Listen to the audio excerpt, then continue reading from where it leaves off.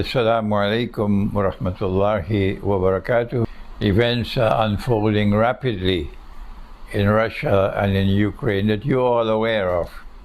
And so those who are saying that this topic of great war is nonsense, there'll be no great war, they're now receding in the background because everybody is warning now that there is the likelihood of nuclear war. The President of the United States has done it. The President of Russia has warned about it. The Pope has warned about it. The Secretary General of the United Nations has done about it. And so many others have been warning, yes, we are on the doorstep of a great war. And our Prophet has prophesied it, sallallahu ta'ala alayhi wa sallam. The Malhama, he called it, in which 99% of those who fight in that war would be killed. Yes, so therefore it cannot be conventional warfare. If our Prophet prophesied 99% of combatants being killed, it has to be a war using weapons of mass destruction. Now then, I have spoken on this subject again and again, but I want to bring it into a capsule today. What is the first step we must take to prepare for nuclear war? Answer. They will not give you the answer because they don't talk about nuclear war. No. And if they do, they're supporting NATO. That's what these traitors do. And they call themselves Islamic scholars. I am denouncing them so that you will know who they are. The first thing that you have to do as a believer in the one God, a believer in the one God, to prepare for nuclear war is to banish the fear of death from your heart. I cannot ask you to do something that I'm not doing myself. And so I say to you, truthfully and honestly, I don't have any fear in my heart at all about death. No. And I never had any fear when you had your COVID circus, the COVID circus and the 3 feet social distances and your face mask and all that circus. I never had any fear in my heart at all these last 2 years. If you have faith in your heart, then you will not have the fear of death in your heart. If you are afraid to die and you're searching for a place where you could hide in a nuclear war, you don't have faith in your heart, my brother. You don't have faith in your heart, my sister. So that's my first advice. Banish fear of death from your heart. Is there anyone telling you that? The second way to prepare, as people who follow Prophet Muhammad alayhi salatu wasalam, the Christian will give you a different answer, the Hindu, the Buddhist. I'm talking for those who are Muslims. The second step in preparation for the Great War is to seek protection from the Quran. Allah says in the Quran, in Surah Al-Isra, بَعْدَ أَعُوذُ بِاللَّهِ مِنَ الشَّيْطَانِ الرَّجِيمِ. I wish I had a screen so I could put the verse on the screen, the Arabic. I don't translate the Quran, but I'll give you the explanation. بَعْدَ أَعُوذُ بِاللَّهِ مِنَ الشَّيْطَانِ الرَّجِيمِ وَإِذَا قَرَأْتَ الْقُرْآنَ. And when you recite the Quran, meaning as Allah recited it, not the way the Darul Ulum asked you to recite it, no, the way Allah recited it. وَإِذَا قَرَأْتَ الْقُرْآنَ. When you recite the Quran as Allah recited it, and as He ordered our Nabi sallallahu ta'ala alayhi wa sallam to recite it, He says, وَإِذَا قَرَأْنَاهُ فَاتَّبِعْ قُرْآنَهُ.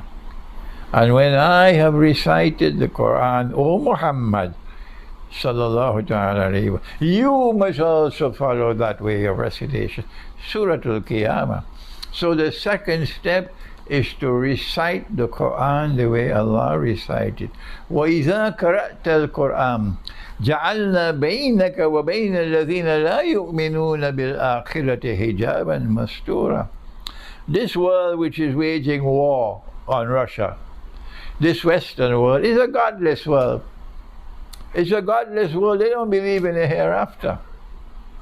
And Allah said, if you recite the Quran, we will protect you, put between you and that godless world who does not believe in the hereafter.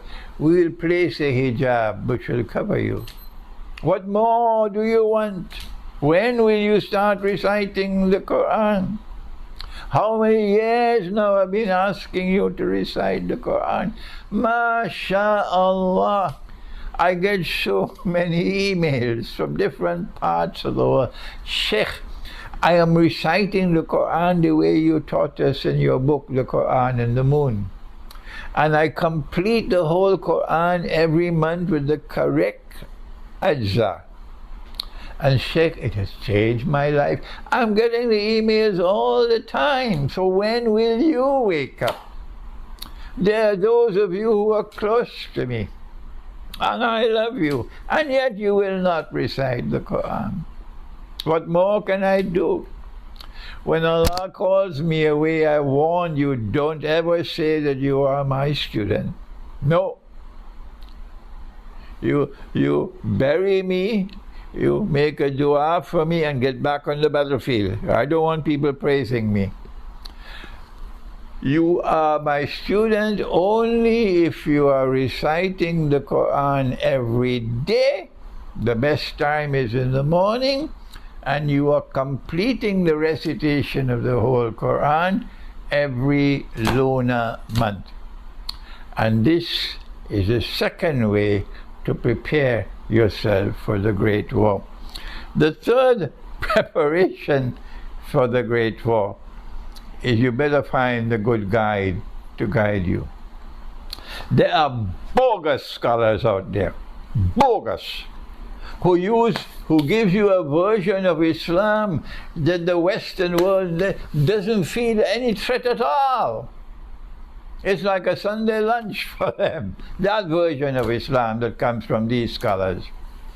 But if you follow the version of Islam that comes from someone who follows Khidr alayhi salam, someone who turns to the Quran to guide and to teach the people the reality of the world today, the Western world will hate you and despise you. So look for a scholar of integrity. Look for a scholar who can throw light on the world today. Look for a scholar who can tell you the Great War is coming. Look for a scholar who can help you to prepare for that Great War. Don't look for these fellows who are like marshmallows who sing for their supper and they close the doors of their masjid on me. The fourth one, preparation for the Great War, is you must stock up on blankets, on warm clothing, on food which is non-perishable like canned food, stock up on water, stock up on firewood. I am stocking up on firewood. Stock up on lighters to light a fire. I have spoken a lot about this, and you will be able to get more security in the remote countryside than in the city, where there will be anarchy when there is no electricity, there is no running water, there is no supply of food. People will be fighting each other dog eat dog in the cities and breaking down your home, your doors of your home, if they suspect you have food. So get out of the cities, please, and go to the remote countryside, as I am myself doing. That's why I'm building that small home. It's just 100 yards away from the beach, the remote countryside of Trinidad, and I can get fish to eat. Now then, the last thing I want to say is to direct attention. If no nuclear war takes place, who are those who are most vulnerable? And the answer, it's women and children who have no husband, no father, no man around them to protect them. So in the same way that I've always advised, when we have a large gathering, if any event takes place that causes panic, every single man who is present must now become the protector of every woman who is present. No man must seek to escape. No. If we have to die, we die. But we must protect our women and children who are present. That is the way of Islam. So in the same way that you don't rush to the door, trampling over people to escape if a fire is taking place. No! Every single man in that gathering will go and take care and protect the woman and the children. That is Islam. We have a different way of people. And so in preparing for the Great War, we must think about our sisters who are living alone. They're single. They have no husbands. They either never married or they're divorced. Some of them have children and they're living alone. What can we do for them? If you have the means to marry, then you should offer to marry them. And if your wife says, if you take a second wife, I'll leave you, well then let her go. Let her go. You never knew you had that kind of wife. Now you know it. The truth comes first, not your love for your wife. Loyalty to Allah comes first, not loyalty to your wife. Not loyalty to your children, loyalty to the truth. And the need of the hour today is, if you have the means to marry, then marry. If you have to marry, then remember you have to treat them with equity with your wives. And Allah says, وَإِنْ خِفْتُمْ أَلَّا تَعْدِلُوا فَوَاحِدًا. If you fear that you cannot marry them and treat them equally with your wives, economically equally, then stay with one wife. أَوْ مَا مَلَكَتْ أَيْمَانِكُمْ. And then you can take them if they offer themselves as milk al-yamin. But there is no mufti today talking about milk al-yamin, because they all say this is a slave woman and there is no slavery today. So that's the end of that chapter. Next topic please. That's how they dismiss the subject. But if you have a milk al-yamin and you're taking care of her and you're providing food and clothing and shelter and protection for her, mashallah, what a thing. A house for you in Jannah. But if you have sexual relations with her, then you run the risk that they will say you're committing zina. So I have suggested, if you fear that, then you must make a nikah with her. Then what else can we do for our sisters? This is the most important part here. If you can bring a number of such women together, and those who have children, and put them in a big house or in a complex where they can live together and support each other, and they might be able to even meet some means of livelihood. But you are doing it. You are providing for them if you have the means. The wives of the Prophet ﷺ lived in huts. They were comfortable living in huts. So if you can do that, and you bring a number of women, they're not your wives, they're not your milk al-yamin, but you are bringing them together and providing them with the security of living together rather than living alone, and ensuring they have a place to sleep, ensuring they have food to eat, and most of all, they are protected. This is the last thing I want to speak about, that these women also, in the chaos which has followed the Great War, remember what happened in Syria, the amount of zina taking place, the enslavement of women in Syria, and they call that Salafi Islam. So these women will be even more vulnerable to sexual attacks when the Great War takes place. And remember what happens when you commit zina.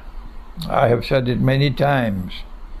Dajjal wants to encourage zina, because when you commit zina, which is adultery and fornication, sexual relations, meaning sexual intercourse, without the legal framework of marriage or milk al-yamin, then what happens is that all the nur in your heart is gone, and you are inside, you have only darkness.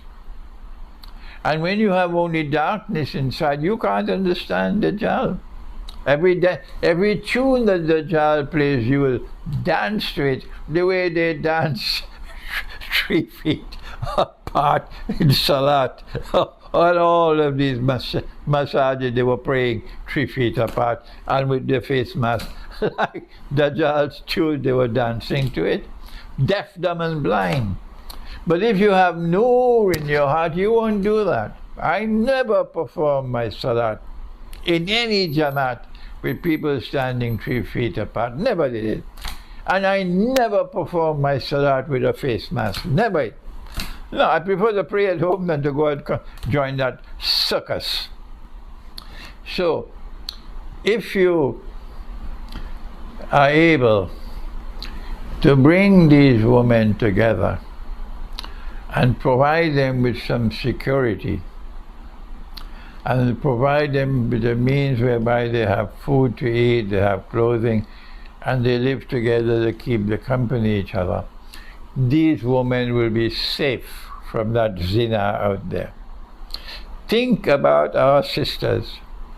Think about the sexual predatory who is going to attack them when the Great War takes place. They'll be vulnerable. Think about their vulnerability, our sisters and their children, and act now before the Great War takes place, if Allah gives you the means to protect our sisters. Thank you. Wassalamu alaikum wa rahmatullahi wa barakatuh.